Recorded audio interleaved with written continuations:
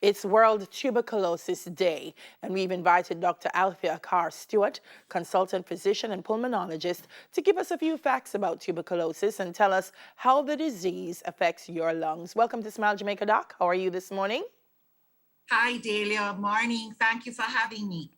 Wow. Am I mistaken, but was there a time when tuberculosis was very prevalent globally and also here in Jamaica? You are absolutely correct. Tuberculosis is a disease that's been around for ages. Yes. And it was the upsurge of tuberculosis that led to the construction of the George V, what we call then the George V Memorial Sanatorium, which is really National Chest Hospital. So it's an old disease that continues to have its impact up to today. Wow. All right. So let's define for our viewers, when we say tuberculosis, what is it? Okay, I think for the purposes of our discussion, we're talking about pulmonary TB. Yes. So pulmonary tuberculosis is a lung infection which comes as a result of inhalation. You inhale droplets from somebody who actually has the disease. So you inhale it, it sets up an infection in your lungs, and that infection, if not properly managed, either by your system or with proper treatment, can develop into a life-threatening lung infection. And what is worse about it is that while you have it, you have the potential to spread it to others, hence the need to understand how contagious the disease is and why it is a major public health concern. Wow, I'm listening to you explain it, and in my head I'm saying this sounds like a older cousin to COVID-19. Yeah, it was the original. Yes, yes.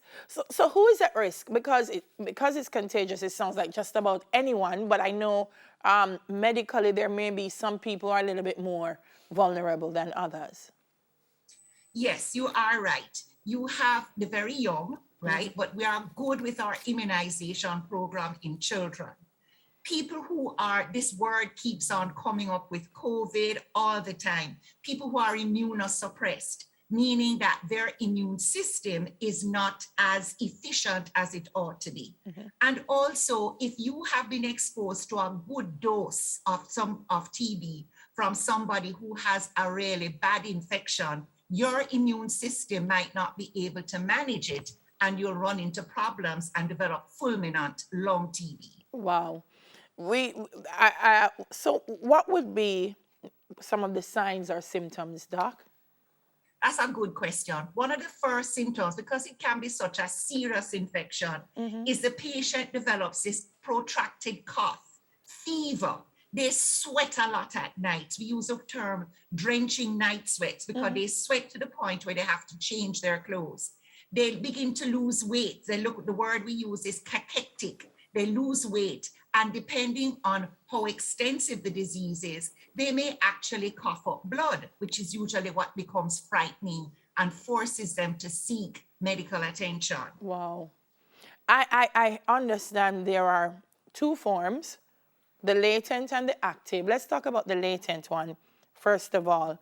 All right. No, that's a good one that you have brought up, because latent TB is something that we do in trying to eradicate tuberculosis. People want to treat latent TB, but to explain carefully, latent TB develops when I have been exposed to TB, but I have no evidence of active disease. Wow. So I have been exposed to it. So if you do my test, you'll recognize that I show a response to say I've been exposed, but I don't have no cough, I don't have no fever, I'm not having any shortness of breath, I'm not losing any weight.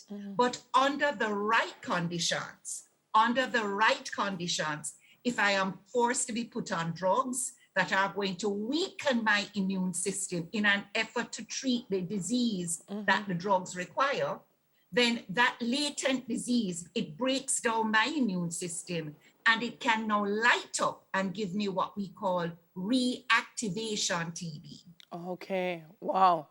And then the active one, I guess because the symptoms are there, you can identify them and treat them. We can identify and treat, but we don't just ignore latent TB. Okay. Once we know of a patient who is going to be put on any drugs or who is ill, whether it's like drugs for cancer, the drugs to treat certain of these rheumatologic conditions, we do certain tests to see if they have been exposed to TB. If that comes back positive, then we treat them to prevent them from reactivating. So you are able to identify it in instances where you feel it might be a challenge. For the ones that are active, how soon do symptoms start? Because we have a thing in a doc. We really don't like screening, and prevention better than cure is not necessarily our mantra. So sometimes I know it's not until it's very bad before we call on you. But when do you start treating the active TB? How long does before it starts, I guess, becoming more obvious to the patient? I think if the patient has a cough that continues, and especially if they have been treating it and they have no evidence of improvement, the cough is there, it's not getting better. They continue to lose weight, or they get these drenching night sweats.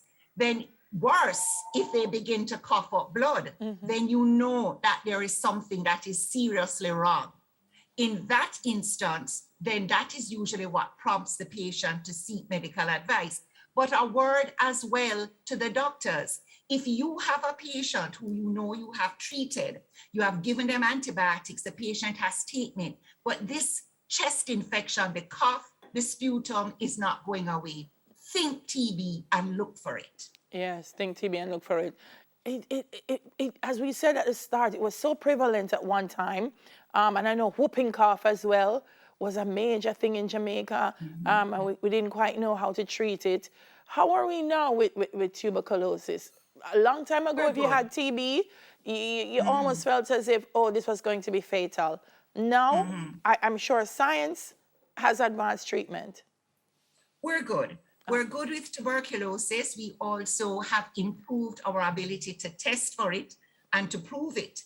But the government has upgraded the National Public Health Lab, that we have new technology to help us to be able to detect TB.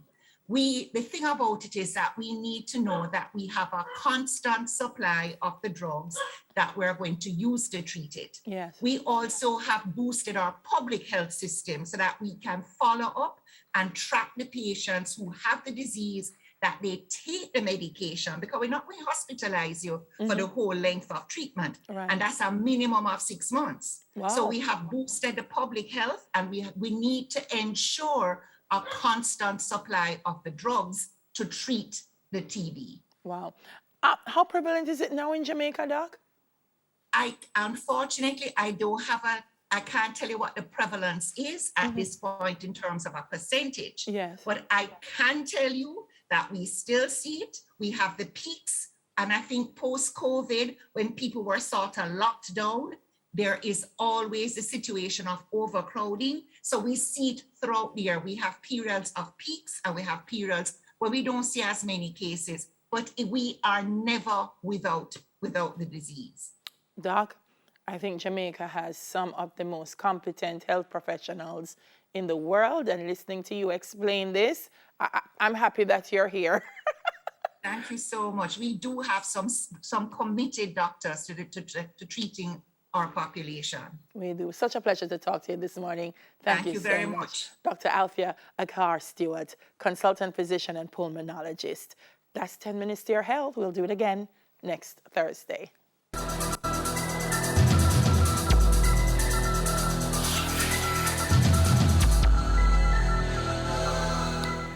I'm excited about the next segment, Create